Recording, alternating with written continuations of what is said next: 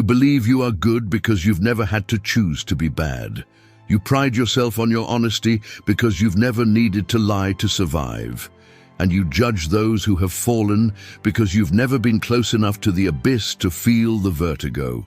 But what if I told you that your virtue is not strength? It's just the absence of real temptation. Machiavelli understood something that most people spend their entire lives avoiding. We are not good or bad by essence. We are moldable, predictable, and above all, vulnerable to circumstances. Your innocence is not purity. It's just the luxury of someone who has never been truly tested. Think about this for a moment. How many times have you congratulated yourself for not doing something wrong when, in reality, you simply didn't have the opportunity? How many times have you felt morally superior to someone without ever having walked in that person's shoes? The uncomfortable truth that Machiavelli forces us to face is this: you don't know who you really are until life puts you against the wall and demands an impossible choice. We live in a society that loves the idea of innate goodness. We like to believe that we are inherently noble, that our ethical choices come from some deep and immutable place within us. But the history of humanity tells another story. Ordinary people, respectable citizens, individuals who considered themselves good, committed atrocities when circumstances changed. The Stanford prison experiment showed how quickly normal people transform into cruel guards or submissive prisoners when placed in specific roles. Stanley Milgram's studies demonstrated that most people would obey authoritarian orders even knowing they were causing pain to others. These were not monsters. They were people like you and me. Machiavelli was not an advocate of evil, as many think. He was a relentless observer of human nature. He wrote about princes and power, but he was really talking about all of us. He said that human beings are governed more by fear and self-interest than by virtue and altruism. And before you take offense at this idea, ask yourself, when was the last time you made a decision that went completely against your own interests without any emotional or social reward? When was the last time you did something truly selfless, something that no one would ever know about, something that wouldn't give you even the inner satisfaction of feeling noble? The answer is probably rarer than you'd like to admit. And here's the part that really bothers. Your predictability is not a flaw. It's a fundamental human characteristic. Machiavelli knew that human beings respond to patterns, that we can be manipulated, persuaded, directed, not because we are weak, but because we are human. Your need for social approval makes you predictable. Your fear of losing status makes you controllable. Your desire for security makes you malleable, and the more you deny these truths about yourself, the more power you hand over to those who understand them. Think about your closest relationships. Do you really act ethically because it's right? Or because you fear the consequences of not doing so? Are you faithful because you love deeply, or because the cost of betrayal is too high? Are you honest because you value truth, or because you've been conditioned to fear guilt and shame? These questions are not meant to make you feel bad, but to make you awaken. Because only when you recognize your own shadows can you truly choose who you want to be. But perhaps you're thinking, this is too cynical, too pessimistic, and you're right to resist this idea, because there's something deeply disturbing about recognizing that much of what we consider virtue is in reality conformity. That much of what we call character is just conditioned behavior. But listen to this carefully. This is not a message of despair, it's a message of liberation.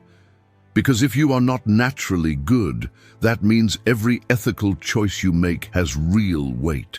It means your goodness, when genuine, is an achievement, not a gift. It means you have agency, real power over who you become. If this idea has already resonated with you, imagine what comes next. Subscribe so you don't miss this journey, because we're about to go deeper. Stoic philosophy, centuries before Machiavelli, already taught something similar. Marcus Aurelius, an emperor who had absolute power, wrote about the importance of constantly examining his own motivations.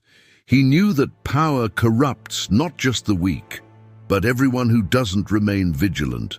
He knew that human nature tends toward the easiest path, toward comfort, toward self-preservation.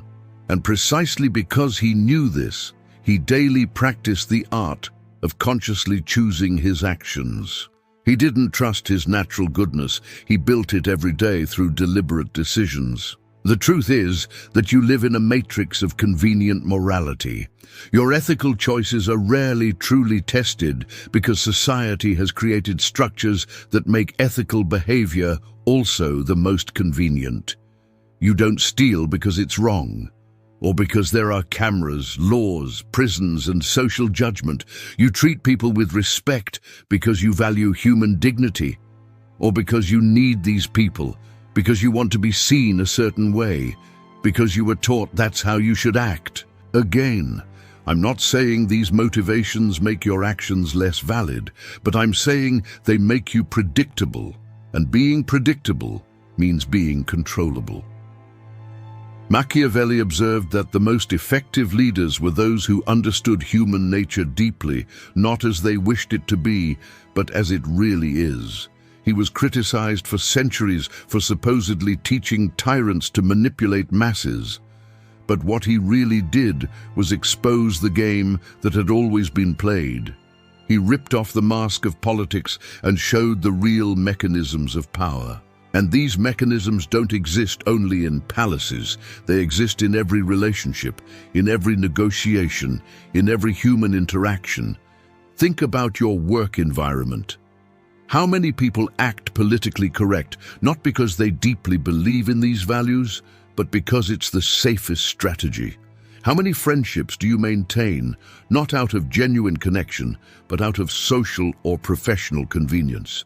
How many times have you said what was expected instead of what you really thought? You are constantly calculating, measuring, adjusting your behavior based on what brings you fewer problems and more benefits. And there's nothing wrong with that. It's social survival, but it's also proof that you are predictable. Modern psychology confirms what Machiavelli intuited.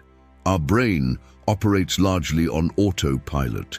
Studies show that most of our decisions are made subconsciously, and our conscious mind simply creates narratives to justify them afterward. You don't choose your actions as much as you think, you rationalize them. Your sense of identity, your belief that you are a consistent and integral person, is largely a comforting illusion that your brain creates to maintain psychological coherence. But there's an even deeper secret that few know, and this is where true transformation begins. Machiavelli's paradox is this: once you recognize your own predictability, you become less predictable. Once you admit that you are not naturally virtuous, you can begin to consciously choose virtue. Self-awareness is the key that breaks the chains of social and biological programming. When you stop defending yourself, when you stop pretending you're morally superior, when you honestly recognize your own shadows and selfish motivations, something extraordinary happens. You gain real control. Nietzsche took this idea even further.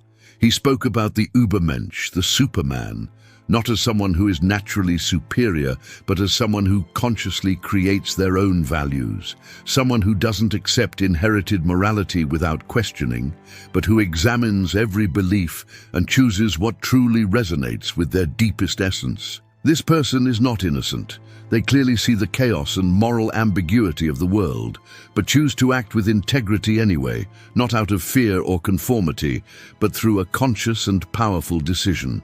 So what does this mean practically? It means you need to start observing yourself as a scientist observes an experiment. Observe your reactions, your impulses, your justifications.